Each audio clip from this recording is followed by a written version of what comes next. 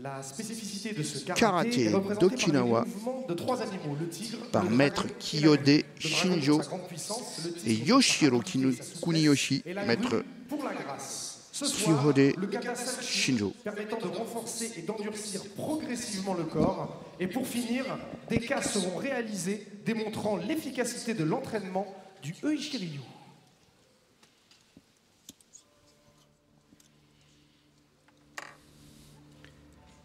Maître Kiyode est 9e dan de cette discipline. Et en 1951, à Okinawa, où il réside, il est venu pour cette démonstration. Et il nous démontre son art spécifique du karaté, qui est le Uechi-Ryu. Ryu, ça veut dire école.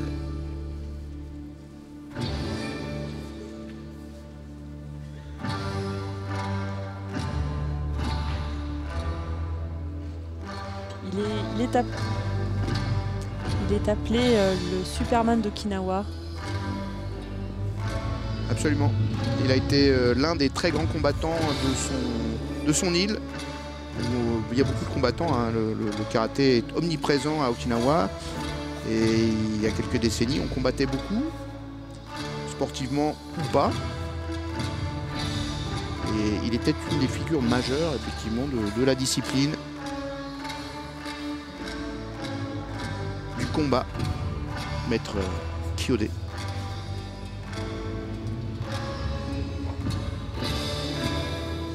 Vous pouvez remarquer, Laurence, vous allez nous expliquer ça, on n'est pas du tout sur un karaté sportif, on ne recherche pas la même chose, on voit des postures plus denses, avec des frappes en puissance, on cherche à casser, et c'est ce qui se passe ici d'ailleurs.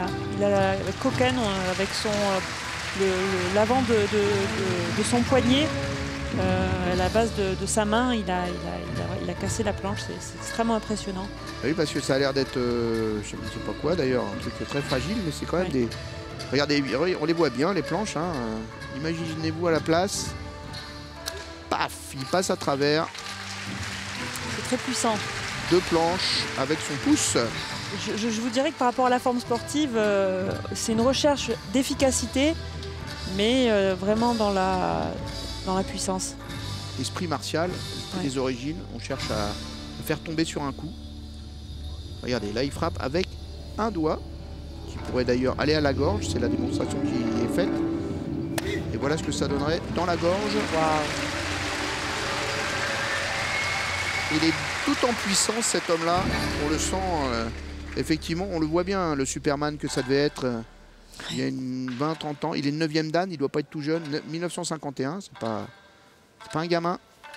Il a plus de 60 ans. Alors, regardez l'impression de puissance presque intimidante qu'il dégage. Ce plan-là fait peur. Il a 63 ans. Oui. Donc c'est une batte de baseball, mesdames, messieurs.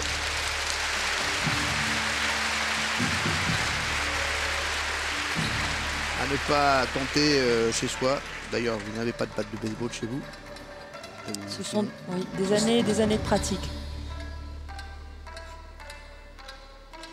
Alors, c'est une des particularités des styles okinawaïens, dont le Uechi-Ryu fait partie.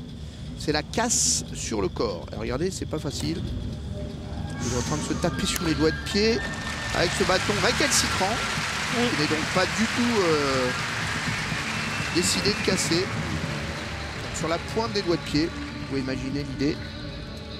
Tout le corps est endurci par une longue pratique d'endurcissement dont on comprend bien les logiques, puisque pour devenir un guerrier, pour devenir un combattant puissant, il faut que le corps soit une arme.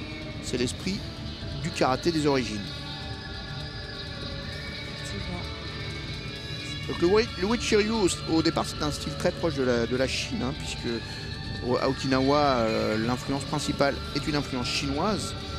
D'ailleurs, le style s'appelait au départ Pangai Nun, qui veut dire, paraît-il, mi-dur, mi-doux. C'est une des caractéristiques des arts martiaux. Hein. Il faut être à la fois dur, il faut être à la fois souple. Oui, tout à fait. C'est trouver l'harmonie, toujours trouver l'harmonie, l'équilibre entre les deux. Encore un travail d'endurcissement. Voilà, on frappe le jeune pratiquant pour l'obliger à contracter, à subir le coup. Et c'est plus tard que maître Kambun Wechi a fini par donner son nom à l'école, le Wechi Ryu. Kambun Wechi qui avait étudié les arts martiaux chinois et la médecine, comme beaucoup de pratiquants d'Okinawa, de jeunes experts faisaient à l'époque. Ça remonte évidemment au 19e siècle. Vous voyez, c'est tout le corps qui est important là dans ce travail de renforcement. Les jambes, les épaules. Vraiment, tout est important.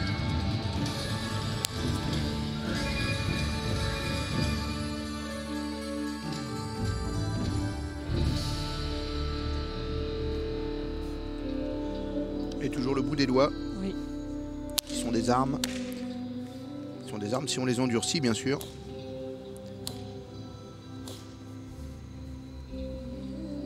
Mais maître Kyude Shinjo, dans ce travail, lui aussi travaille aussi en faisant des percussions sur son élève. Pas d'énergie de perdue. Voilà. Évidemment, une pratique qu'on ne peut plus proposer dans les clubs. Hein. Les arts martiaux, c'est pas que du sport et c'est pas que du divertissement, si j'ose dire, ou une pratique soft, dérivatif de la vie quotidienne. C'est un engagement profond. Et là, on voit les traces de ce que c'était que la pratique martiale. Oui. En obligeant son élève à avoir une posture la plus juste possible, la plus équilibrée pour encaisser à chaque fois les coups. Un bon petit morceau de bâton. Regardez les regards qui en disent presque autant que la démonstration elle-même. Oui.